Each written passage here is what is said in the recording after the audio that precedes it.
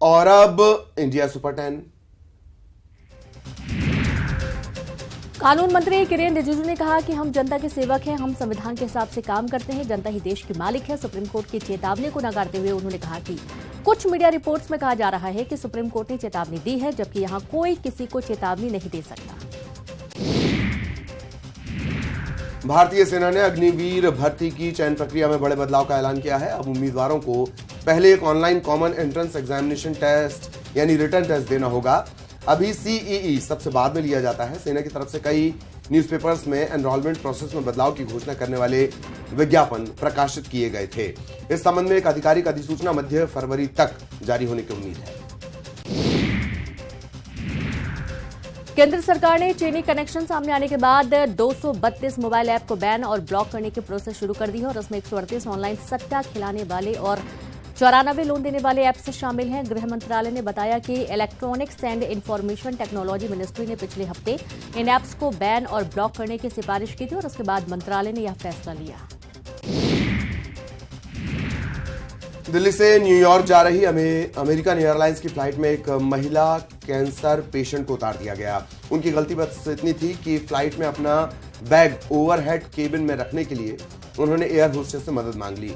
पीड़ित ने दिल्ली पुलिस और सिविल एयर से इसकी शिकायत की है। वहीं एयरलाइन ने इस मामले पर सफाई देते हुए कहा कि पैसेंजर ने क्रू मेंबर के निर्देश मानने से इनकार कर दिया था। भारत में अमेरिकी वीजा के लिए बैकलॉग को कम करने के प्रयासों के बावजूद अपॉइंटमेंट का वेटिंग पीरियड अभी 500 दिनों से अधिक है। भारत में अमेरिकी दूतावास ने रविवार को कहा कि जो भारतीय विदेश यात्रा कर रहे हैं वे वहीं पर अमेरिकी दूतावास या वाणिज्य दूतावास में वीजा अपॉइंटमेंट ले सकते हैं। जैसे कोई भारतीय अभी थाईलैंड में है तो वह वहां के अमेरिकी दूतावास से अमेरिका के B1 और B2 वीजा के लिए अपॉइंटमेंट ले सकता है।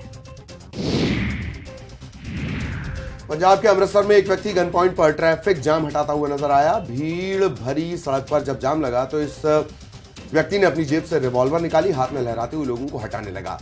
रिवॉल्वर देखकर लोग डर के मारे सड़क किनारे हटने लगे और ये शख्स अपने रास्ते निकल गया। हालांकि इस दौरान फायरिंग जैसी कोई घटना नहीं हुई। एनआईए ने पिछले साल अक्टूबर में हैदराबाद से 3 आतंकियों को गिरफ्तार किया था, जिनके खिलाफ 25 जनवरी को एफआईआर की गई। एनआईए के एफआईआर में खुलासा हुआ कि अब्दुल जाहिद लश्कर और आईएसआई से जुड़ा था।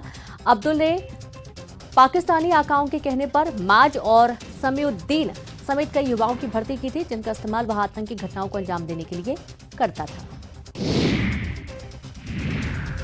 आदित्य ठाकरे ने महाराष्ट्र के सीएम एकनाथ शिंदे को चुनाव लड़ने की खुली चुनौती दी। आदित्य का यह बयान उद्धव ठाकरे की शिवसेना के एक इवेंट के दौरान आया। उन्होंने एकनाथ शिंदे को असंवैधानिक मुख्यमंत्री बताते हुए वर्ली विधानसभा से चुनाव लड़ने की चुनौती दी। पश्चिम बंगाल के वीरभूम जिले में बम विस्फोट में एक टीएमसी कार्यकर्ता की मौत हो गई और 2 लोग घायल हो गए। मृतक का नाम न्यूटन शेख बताया जा रहा है, जो टीएमसी नेता लालू शेख के भाई हैं। हादसे में लालू शेख भी घायल हुए, जिनका इलाज चल रहा है। फिलहाल उनकी हालत गंभीर बताई गई है।